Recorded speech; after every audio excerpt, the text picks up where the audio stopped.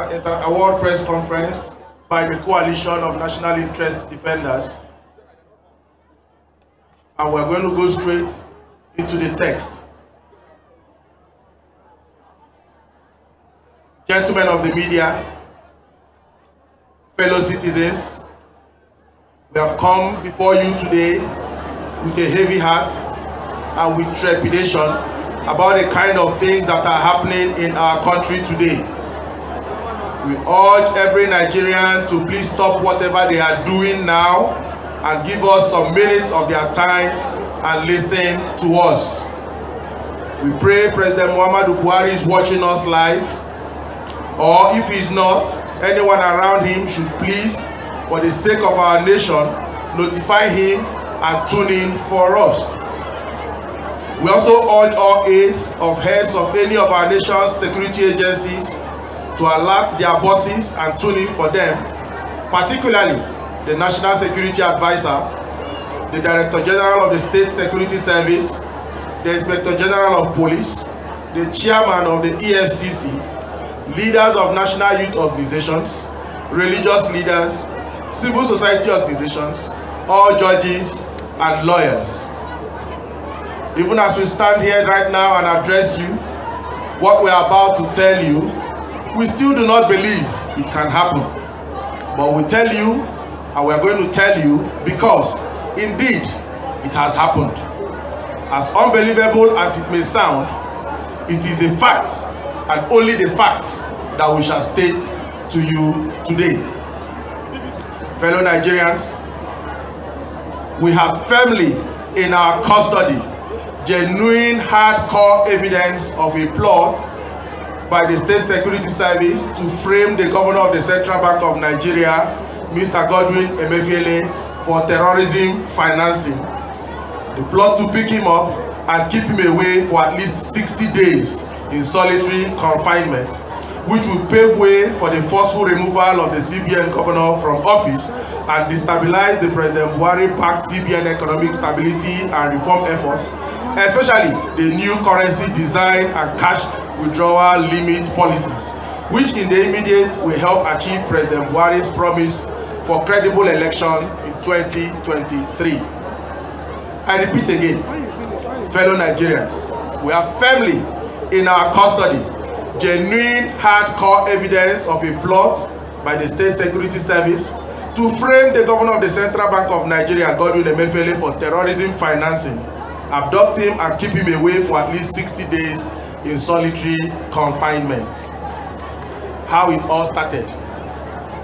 Sometime within the first week of the month of December, we intercepted credible intelligence about a plot at certain high places in government to stop the Central Bank Governor, Mr. Godwin Emefiele, by all means, and his policy to redesign the Naira with its January 31st, 2023 deadline, and also to put a stop to the cash withdrawal limit policy of the bank, scheduled to start on the 9th of January 2023. The plotters admitted that their major challenge was that the president had fully approved the policies, but agreed that the president's approval would not deter them. They also agreed that they would not be able to get the president to bring to effect Section 11, subsection 2, sub F of the Central Bank Establishment Act, which empowers the president to remove the governor of the central bank. They had earlier tried to undermine the president by attempting to amend the CBN Act and the Currency Decimal Act overnight in the House of Representatives, but failed. While we monitored, they began to recruit people to join in their plot. They recruited allies even at the highest level of the security architecture, the legislature, and the executive arm of government of our country, and directly to coordinate the operation of undermining the President of the Federal Republic of Nigeria and a policy publicly known to enjoy the full support and approval of the President is the Director General of the State Security Service. Dear Nigerians, on the 7th of December 2022, just 24 hours after the CBN officially announced the cash withdrawal policy, a barrage of coordinated actions were taken.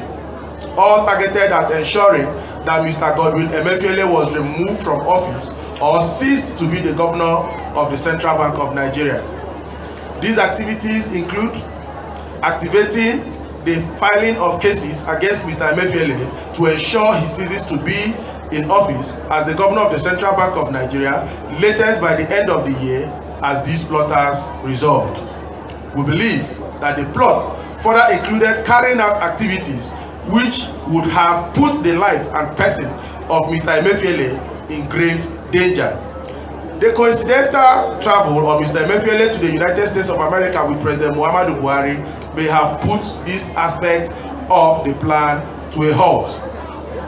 It has taken us some time, some diligence, and careful monitoring, and a lot of resources to discover that on the said 7th of December 2022, a motion was filed in the FCT High Court with the major target of getting the CBN Governor out of office.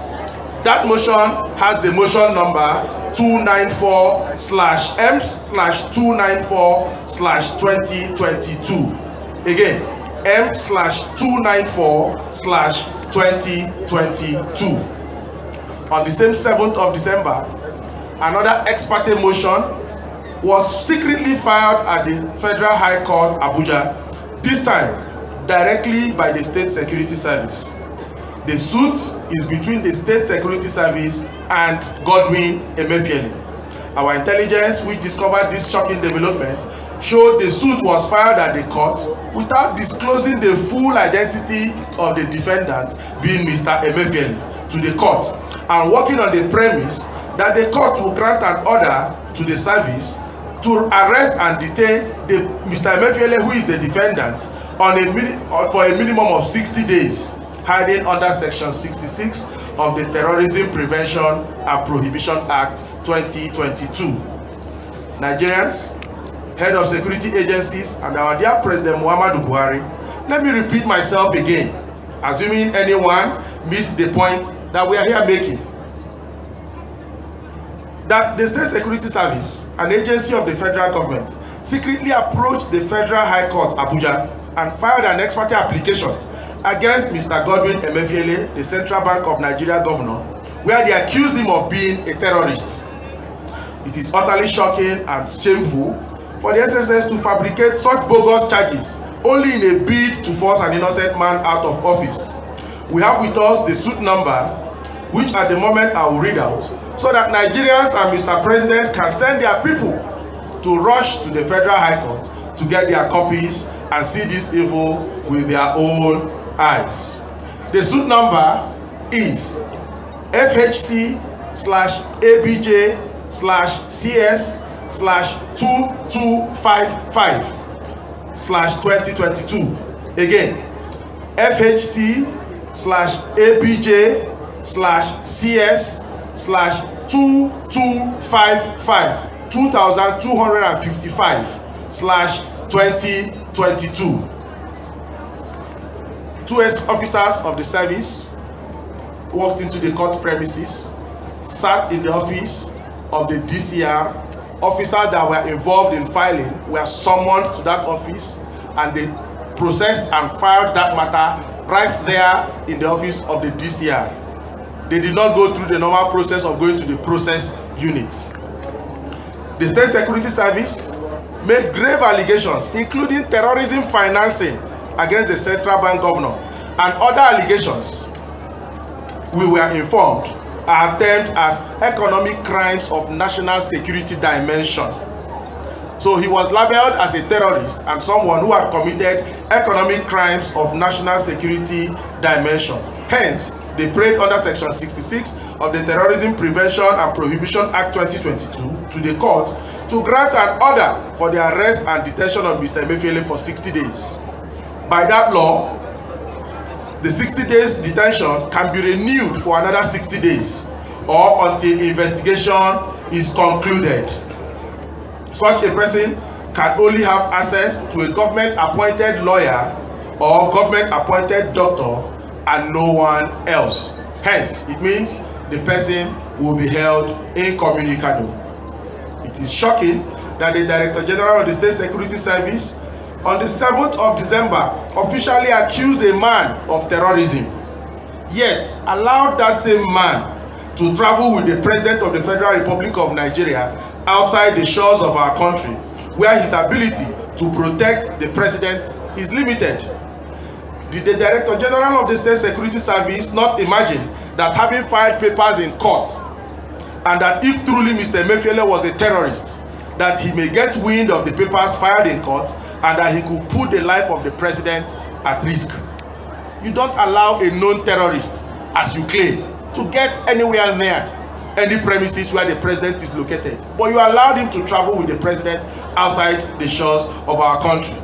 Indeed, did the Director General of the State Security Service truly believe, as he claimed in the suit, that preliminary investigations have proven that Mr. Emefiele was involved in terrorism financing in Nigeria? Did he really believe that investigation report? Why did the Director General of the State Security Service keep it away from President Muhammadu Buhari that the investigation report that shows that the Governor of the Central Bank of Nigeria was indicted for financing terrorism and for committing economic crimes of national security dimension? Yet, he allowed that same person to travel with the President and have unrestricted access to the person of the President. Why did the Director General of the State Security Service agree not to disclose the identity of the person he brought to the court when he demanded detention orders against the person?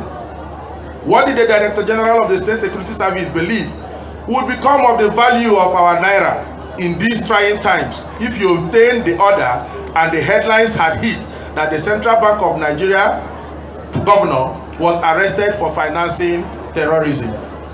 How did the Director General of the State Security Service convince himself that a man who was into terrorism financing would initiate and implement a policy of limiting the use of cash and encouraging the use of electronic means for transactions? It is Mr. Godwin Emefiele today who knows who will be next tomorrow. We could ask a million questions. We ask further.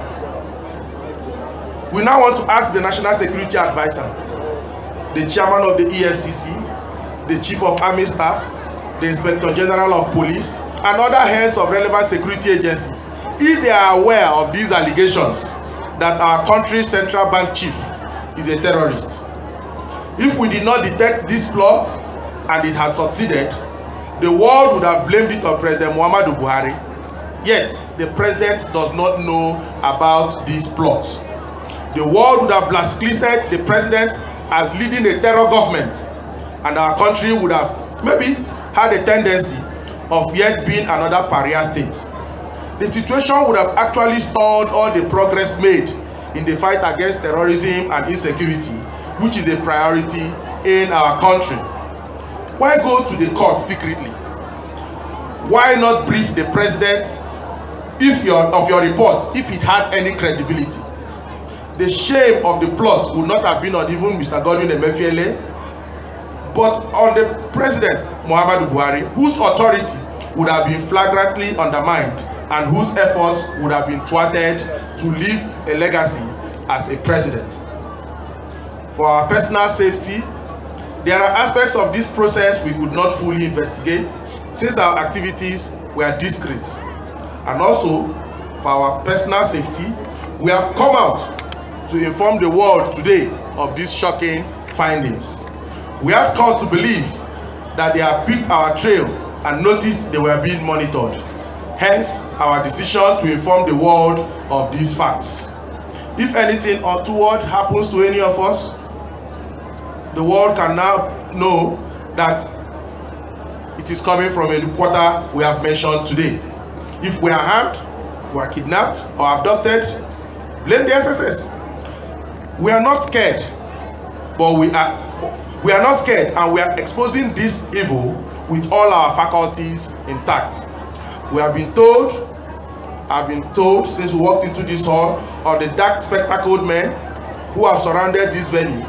But sorry, it is too late, because the world has heard our voice. We do not know what we are saying.